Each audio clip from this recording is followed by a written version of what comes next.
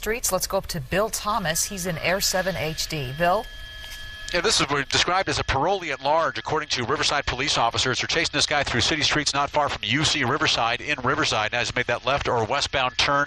We're coming up on the 91, 215, 60 interchange. You can see some smoke coming out of what appears to be the tail. We understand from Riverside police officers this guy has already hit a couple of spike strips. So most likely what's happening is he's blown out a tire. What happens is in time all the air deflates from that tire. Then the rubber begins to disintegrate. Then you've got the rims making contact with the concrete. That generates a heck of a lot of heat and friction, smoke, sometimes sparks, and that can turn to flames, and that's when the pursuit pretty much comes to an end. We've seen this guy make a couple of twists and turns all over surface streets here in Riverside. When he makes those turns, he'll have to make them very slowly, very gingerly, or he will spin out of control, because at this point it looks like he's riding only on at least 3 good tires, at least the far right rear tire. That appears to be gone. That explains all that smoke. And once again, this is described as a parolee at large, not far from UC Riverside, UCR campus on surface streets. Here comes a U-turn. He's going to turn back now and go eastbound back toward the campus. Now, I first heard about this chase about 15 minutes ago, tracked it down here into Riverside, first reported on Pennsylvania, then over to University.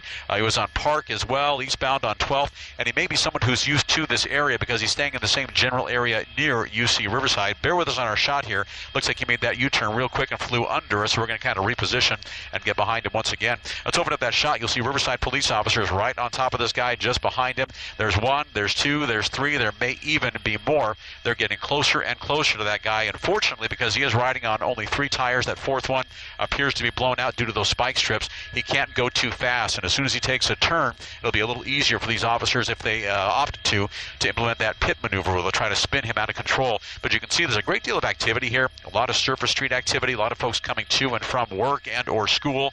A little bit dangerous right now to try to pit that guy. That is a very heavy SUV. From my vantage point, looks to be a Ford Expedition, that is, and if he hits somebody, that's a heavy piece of machinery, and that can cause a world of damage. For our friends here in the Riverside area, you may hear all the police activity, see all the police activity.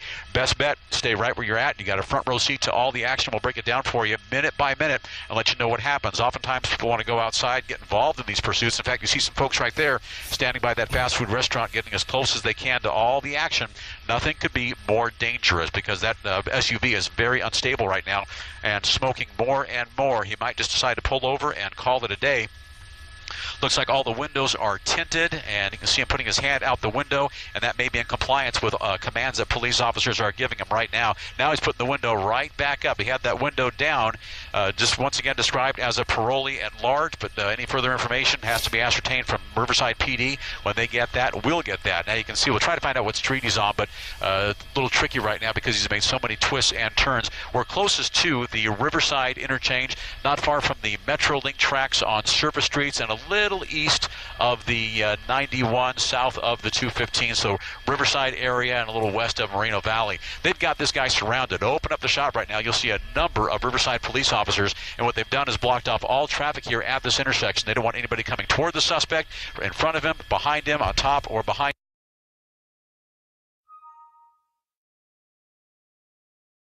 In front of him, behind him, on top, or behind him. You got houses here in the area, residential area, police officers outside of their cars with their guns drawn. They want this guy to simply comply and call it a day, but he has no indication that he's going to give up. He had the windows down a moment ago. The vehicle was smoking. He's had to come to a stop. He's hit 2 spike strips, and that's according to Riverside police officers. Look at the guy at the top of your screen there behind that tree. He's got his gun trained on that SUV, and all these officers likewise, a number of guns trained on him. Now, he just rolled down the window, so he may be trying to communicate with Riverside police officers. They want him to keep the windows rolled down, turn the engine off if it's not off already, throw those keys out the window, follow their commands, open the door from outside, stand up, walk backward to the sound of their voice, and then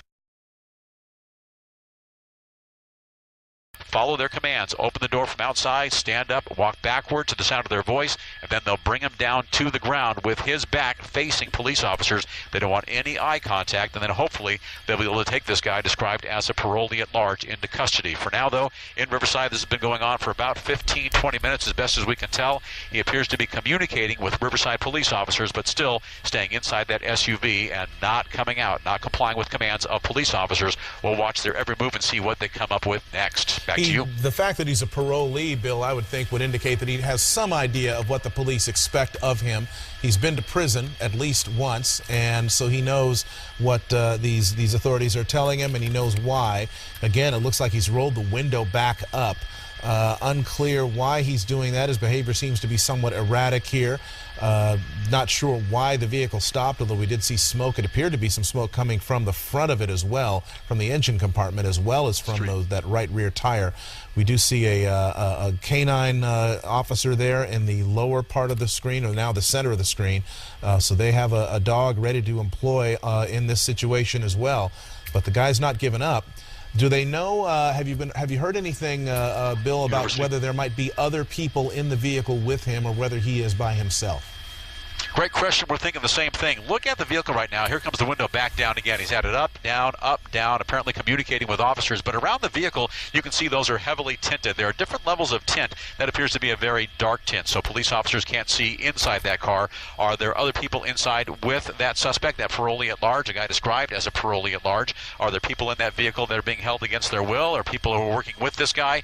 Nobody really knows. You can't get inside to see him. You can't look inside those tinted windows. The rear windows, here we go. This is in progress now. This guy now opening up his car door, appears to be complying with police officers. Keep your hands up at all times. He's got one of those baggy shirts on, and one of the first things you'll see him do, they'll tell him to turn away from us, don't face us, just listen to our commands, and they'll want him to lift up his shirt to make sure he's not holding any weapons under his shirt or perhaps into his trousers. Keep your hands up into the air, and open up the shot for you just once again to show you how dramatic this is. Look at all these police officers, and they are very heavily fortified. Guns, shotguns, non-lethal rounds as well. Push right back in. We've got beanbag rounds. We've got the police dog standing right there barking up a storm, and that's going to have a psychological effect on that suspect. He's going to get down on the ground in just a bit.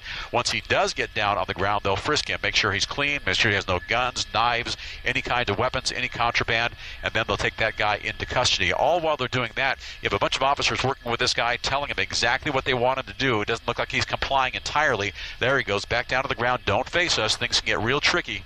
Officers don't want to have any conflict with this guy. He's scared of the dog. I think he's probably telling him, keep the dog off me. He keeps gesturing toward the dog. He should be concerned about the dog. A bite from a Belgian Malinois is difficult to deal with. It's very painful. Yeah, it just wasn't fully complying. Down on the ground, though, they did force him down. He was not complying to the best of his ability. He is in custody. Let's open the car now. We have a number of other police officers looking inside that large SUV with the tinted windows. They're motioning for more police officers to come in.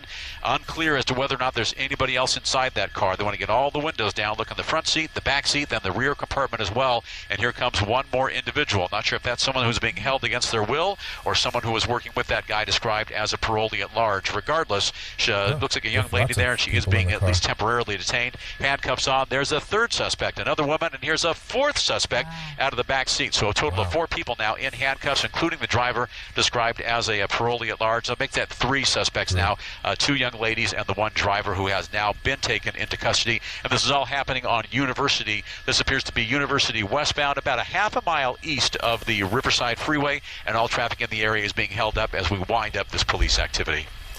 Well, nobody got hurt. That's the good news. It's unclear whether those people were being held against their will or if they were in some way with this individual.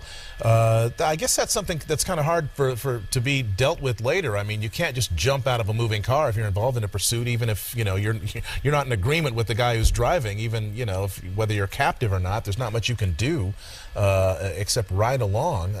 But that'll all be sorted out, I guess. But they do have their suspect in custody, and excuse me, no one has been injured. All right, Bill Thomas, thank you very much for that live report.